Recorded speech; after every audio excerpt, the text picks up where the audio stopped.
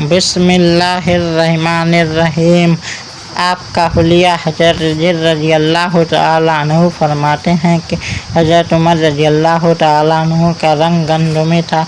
आपके सर के बाल खोद पहनने की वजह से गिर गए थे। कद आपका लंबा था। आपका सर दूसरे लोगों के सरों से ऊंचा मालूम होता था। देखने में ऐसा महसूस होता था कि आप किसी जानवर पर सवार हैं।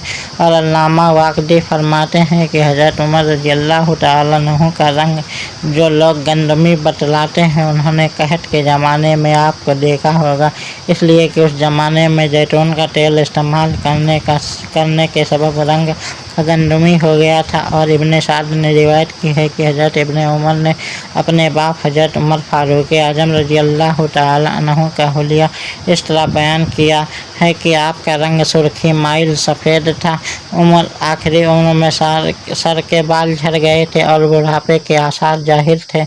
और इब्ने रजा से इब्ने असाकिर ने रिवायत की है कि उन्होंने फरमाया कि हज़रत उमर रज़ी अल्लाह तआला अन्हु तवीलुल कामत और मोटे बदन के आदमी थे। सर के बाल बहुत ज़्यादा झड़े हुए थे। रंग बहुत गोरा था जिसमें सुर्खी झलकती थी।